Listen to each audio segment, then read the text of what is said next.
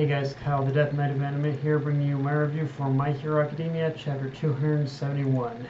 And okay, so one of the big things, obviously, to talk about with this chapter is the fight, if you want to call it that, between Tokoyami and Dabi. And what I really liked about this confrontation, I think that's actually a better word for it, confrontation.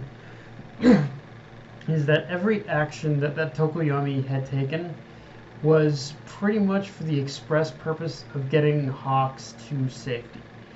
And not for actually engaging Dabi directly, which the obvious reason for that would be that Dabi in a lot of ways does outclass Tokoyami in terms of just raw power and strength, but it was still used as a very subtle moment to show the depths of Tokoyami's character and how it doesn't really matter to him. It doesn't really matter the circumstances.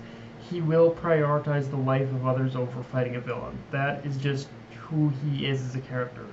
Of course, in the same vein, he also has this weird thing about him where he wants to believe believe that there's good in people, or that there's always a reason behind someone's actions, which is definitely made clear in this chapter with how Dabi really kind of got under Tokoyami's skin by mentioning what happened twice. And yeah, honestly, for better or worse, Hawks really doesn't need to die now, because with this chapter, the thing to really take into account with Tokoyami is that Dabi has now planted some very strong seeds of doubt within Tokoyami, and Hawks dying could really push Tokoyami in the path of re-examining his own sense of justice through questioning whether or not things are so black and white, especially since the person he's looked up to as an older brother isn't exactly squeaky clean, even by this society's standards. Like, there's no beating around the bush about it, but as we've seen, Hawks is basically a direct agent for the government. He serves the government. He was bred to serve them, and to carry out the covert missions that they wouldn't trust with other heroes.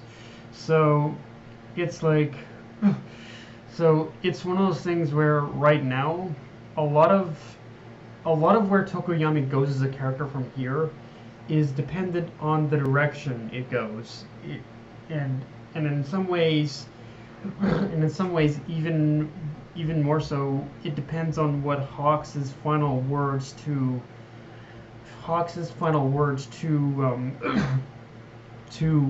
Tokoyami are, if any. It's really dependent on two factors here: whether Tokoyami learns the truth or is left with those unanswered doubts. But whatever kind of path that Tokoyami's character goes from here, it is whichever one of these paths Tokoyami's character goes, it is going to be him like wrestling with his own, with what he believed is. It is going to be him wrestling with the idea that, yeah, things aren't exactly as cut and dry. And you can even see him kind of just in that panel you see of him crying as he takes Hawks away. You can see him absolutely wrestling with that fact that, yeah, it really he's trying to convince himself that none of what Dabi said is true, but. It's like I said, it's going to be interesting to see where this path goes with Tokoyami. And honestly, in some respects, if you really look at how this whole thing was set up, Horikoshi has a bit more of a sadistic side than I think we give him credit for. I think if anything, I think the whole path that he's really set Tokoyami on with this chapter, it really shows his sadistic side in some ways, and how deep he's willing to push these characters, even if they're by all counts kids. So And I mean, in some ways too, you could consider it just also that Tokoyami is realizing the realities of war with this too, in some ways. Um, but yeah, with that said, though, let's talk about Horikoshi. Let's talk about how Horikoshi used the villain monologue with Dabi this week, because he he actually, weirdly enough, like we all know how Horikoshi loves to use like superhero tropes and whatnot, but and with this one it was obviously the villain monologue. But with this week, he actually kind of flipped the villain monologue on its head twice this week. The first he used it under the assumption that he used it in the sense of giving us the assumption that Dabi was talking just to stall for time in order to recharge his power. But then he flipped it again and revealed to us it was that Dabi talking was little more than a misdirection for Tokoyami to lower his guard. And I've said this before, and I'll say it again. I love it when Horikoshi manages to find these interesting ways to incorporate these hero tropes into the narrative of the series. Because even if you think you've figured out how it's going to how he's going to use these tropes, he still manages to find a different angle to it, and you dip a different angle to it that I don't think you fully like really expect. Like you can, like I think I think you can figure out like 80% of what Horikoshi's gonna do, but then there's that like little 20% where he kind of flips a little, it'll just ever so tweaks it and just flips it ever so slightly on its head, and that's kind of what happened here. Is that he just took that very basic idea and said, yeah, I'm gonna flip it in where he's just kind of in where with this case, Dabi's just kind of fucking with them. It's kind of true. It really is just that Dabi was just kind of fucking with them in order to find an opening to attack. That's really what he was doing, and yeah, I kind of love it.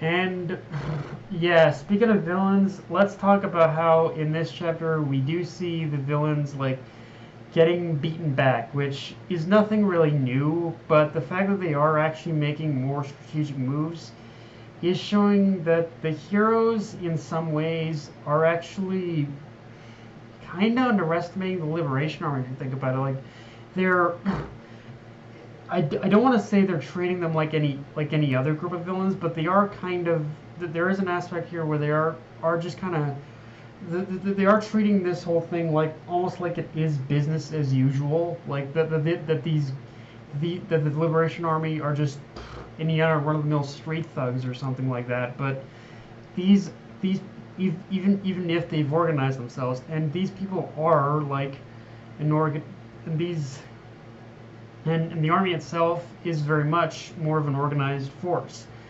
And while I can't say that all the heroes are doing this, it is clear there's still like a select group who are letting their guard down somewhat and thinking that the usual methods are going to work. Which, to that end, they really need to come up. The heroes really need to come up with a counter strategy fast, because as we see, Gigantomachia is more than likely about to move out. And yeah, if he's anything like the Hulk, or if his just pure strength is anything like the Hulk, then yeah, prepare for complete and total decimation. Like there is like with him, like with Gigantomachia basically being on the move now, there is absolutely no part of this where the heroes aren't gonna be completely aren't going to be destroyed. The heroes' forces in general aren't going to be destroyed. And to what I said before, if the Liberation Army is just starting to find holes in the heroes' defense, then Gigantomachia is about to blow a huge ass gap in it. So yeah, prepare for some heavy shit to go down for sure. Of course, one little reprieve to that happening is that he's probably first going to be headed to where Shigaraki is, because as we see in this chapter, he's like, my master is ready or something like that. But so yeah, it's a small reprieve there in the fact that yeah, it's going to be a little bit of we're not going to be fully, he's not going to arrive like yet, but really when you think about it, all Shigaraki has to do is basically give the order, and from there like he's gonna go on a fucking rampage. And Gigantomachia from there, he's off the leash to go on a fucking rampage. So yeah, but yeah, guys, that's my review.